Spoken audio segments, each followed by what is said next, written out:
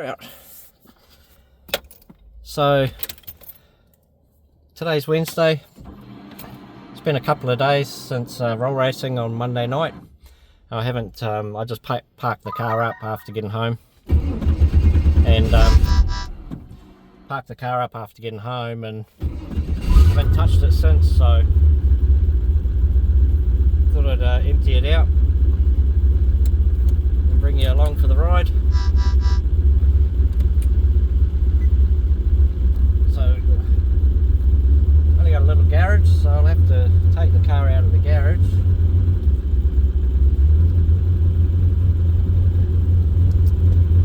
It was a good night, Monday night. Had a lot of fun. Drove the car there, raced it all night, and drove the car back. Alright. So let's go and see what I've got in the boot, eh? A couple of helmets, my helmet, the helmet Wendy wore. You can see there I've got my jack. So basically this is what I had in my boot. I drive to the track with all my tools in the boot.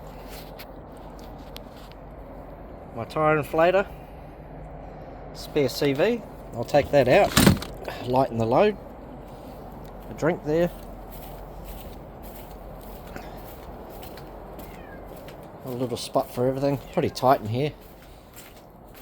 I've got a few CVs, I've got 3 down here, 3 spares, see there, always take a spare one with me and take the tools in case I have to change it. Then I can drive it home. Saves me about 150, 200 bucks in towing fees.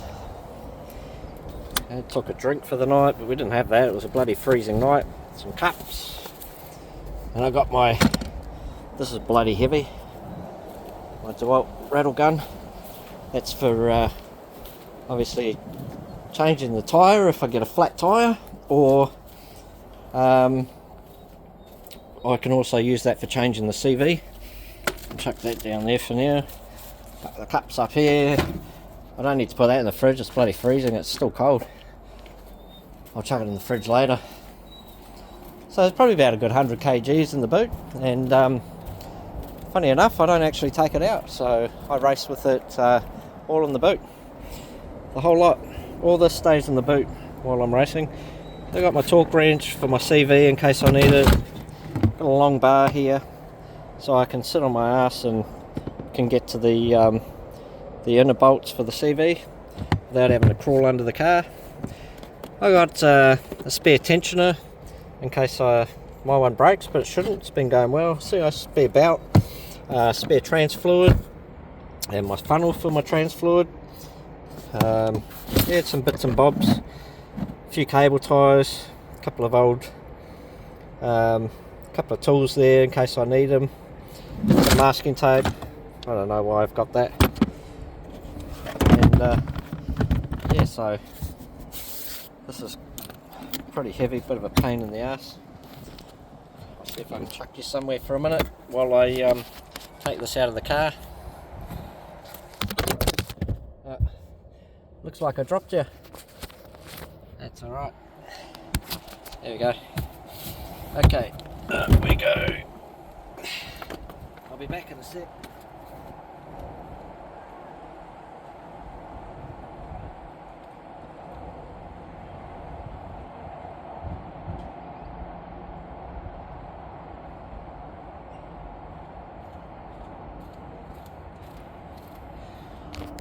Hope you enjoyed your intermission there while I put my tools away. A couple of bits of wood that just goes in between the my toolbox and the jack, so nothing just flies around. Also, I always carry a piece of timber in my car. You'll have a look over here. There's a piece of timber here because I'm pretty superstitious, so if I say anything like, oh, the car's going well tonight, it's never broken down, I'll touch wood. I'll open that boot, I'll grab that piece of timber and I'll touch it. I don't know how many people are superstitious like that, but if you've got any little quirks like that, let me know. But That's my little quirk. So my little tyre inflator, it's got a light, it comes in handy. So I dropped the tyre pressures. I think I dropped them to 21 psi on Monday night, and I had wheel spin at 22, and sorry, I dropped it to 20, and that stopped the wheel spin, but also all this weight in the boot. Yeah, so she was definitely 100 kgs heavier in the boot, plus a passenger. I don't know how heavy my partner is, but not that heavy, let's just say that much. Not heavy at all. Flyweight. Got my jack in there, we all know how heavy they are. And just got this all wrapped up on the roll cage so that if the jack did move around, it wasn't going to smack into anything, damage anything. And then under there, just to add a little bit of extra weight, I put, now let me get this out, I'll put you down for a second.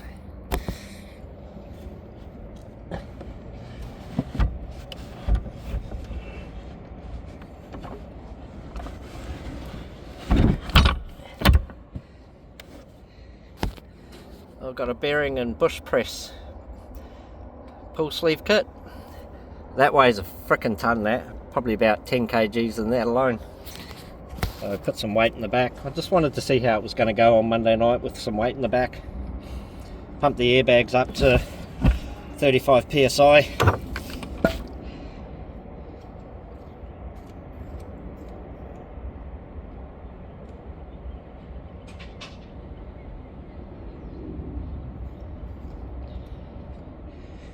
So there you can see everything I've got in the boot, nearly got it all out. I'll leave these towels and that in there because I'll chuck that back in I'll chuck this shit back in the boot next time I go out racing, and they're not that heavy. Do a lot of work at home myself, making shit, but it's good to be able to have all the tools to pull bearings and stuff apart. All the bushes, Nolafine bushes and stuff, need to change them. It's good to have all those sort of tools, just been collecting them over the years. Taken a long time to get all this stuff, and that's basically a typical day of going racing and then having to pack up after racing. I thought while the sun was out, it's for those who don't know, that's my vacuum pump for my brakes. So it's an electric pump, works really well. Right, I'm done there. And then before I put the car away, I'll just pop the bonnet quickly and have a check for any water leaks or oil leaks, which there shouldn't be, but you always check. And looking good. I'll go around over the next few days. I'll go around and check all the nuts, bolts and everything, make sure everything's tight, because obviously quite a bit of power and torque, things can loosen. Each time before I go racing, I check the water, obviously. Check my chains fluid, which is down there somewhere. You can see that silver top there, down here. If I can get that to focus. Where are we? There we go. You can see it just down here. So I've got a hose that'll reach down there, and just up here I'll just connect a little bolt through there to the funnel. So one man job. Just pour my fluid in there and let it go in. And my catch can, check that. You know, we don't want to be putting oil over the track and disrupting the track over something silly like that. Always got to empty that catch can. Obviously my engine oil, there's my dipstick there for engine oil, check that. Power steering fluid, and basically go around checking all the belts, well, there's only one belt, but check that, make sure she's still tensioned, which she is. That's a solid tensioner. I kept breaking the tensioners, so I put a solid one on. Seems to work fine now. Give it a good going over, have a look underneath, make sure she's no leaking anywhere. Don't see any oil dripping, no. So I don't know if you can see, but up there's my oil filter on the front there. I always check that before I go out. So basically take my front bar off. I've got the overflow up there somewhere, you can't see it, but it's in this corner. The overflow, check that. Take the front bar off, check all that. Check all my bolts. Check all my cable ties. And here I've just got a wire sitting here. That's for the that wire there I've got for the traction control sensor that I've already put in. Just got to get it wired up at some point. Albert's Auto Electrical will do that for me. Yeah, okay, everything looks good. So I'll chuck it away, get it out over the weekend, and get a screwdriver and a rag and give the engine bay a bit of a clean. You know, we're not going for a show and shine competition here. We're basically building it for drag racing and roll racing and speed. So although I'd love to be able to have a nice shiny car, you know, for me the money's better off being spent on the go fast bits and keep it going fast and go faster. So for those that don't know, it's the motor itself is built for 2,000 horsepower. All the machining and everything done by APM, and the motor built and tuned by High Comp Performance and Minchinbury come to the track and help me out a lot. And together we're just putting a little bit of power into it each time we go out, just to see what the rear end needs and what the rear end can handle and not handle. And when I get a little bit of wheel spin or anything like that, we make a few changes. Haven't put it on the hub dyno yet, so I don't know what the rear wheel power is or the torque. And yeah, we'd just be pumping up the power a little bit at a time. Still on pump 98 fuel. It's going pretty well on pump 98 fuel. I've got here all my hoses and connections and my flex fuel sensor. Already got the flex fuel wire and everything to the Haltech already in place, just waiting for me to connect this up, and then at some point we'll throw some E85 in it, and we all know how much more power you can get out of that E85. The turbos on it are G35s, 1050s, Garrett's, and yeah, they seem to be doing really well. A little bit laggy on the takeoff, but that can be sorted out just with a few minor tweaks on my part, how I drive it, how I foot brake it. I've done one CV, leaving the line at 9 psi at the drag strip,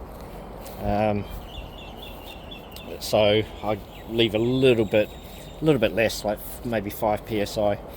We'll ramp up the boost and do boost by time soon. I'm just doing boost by gear at the moment.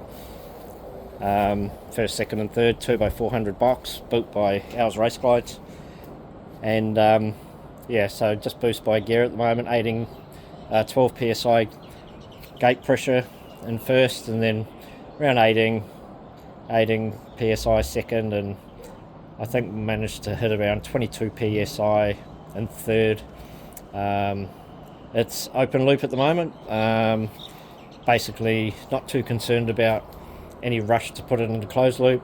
Put it on the hub dyno soon, probably in, I don't know, maybe a month or two. Not really too bothered. Car goes well at the moment, but when she does go on the dyno at High Comp Performance, we'll be doing the closed loop and boost by time, and then I'll muck around with the traction control, and not in any rush to get the traction control sorted. I can try and see what we can get out of the rear end. It's just a standard rear end.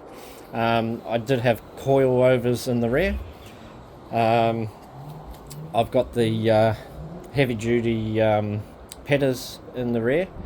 I took the coilovers out, left the shocks in, the adjustable shocks, took the springs out. You can see them here.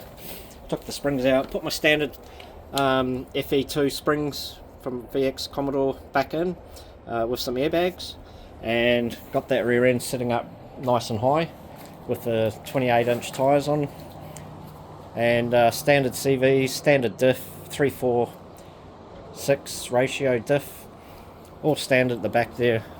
Pretty impressed with the standard gear. It took me a lot of years before I blew my first CV, and this car's been twin turbo since I built it in 2006. Was its first twin turbo combination I put in it. So doing the first CV about a month ago, you know, they hold up pretty well. I think if you've got the angles right, they can hold up pretty well. Tyres, these are the Street R's. Really good tyres. Very good tyres. A little bit of scrape there on the tyre. That's probably because I put, you know, all that weight in the back. Over 100 kgs in the back. They're very, very furry at the moment, so they've definitely had some melt. Got some heat in them. Put these guards on, these flares on, just to rather than shorten the rear end. I just put the flares on just to, you know, keep it safe. It's more of a practical thing that's happening there, not a visual thing. So not too fussed about how that looks.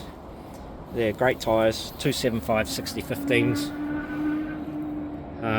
Holding up pretty well at the moment, so look forward to going back to the drag strip and seeing what she'll run.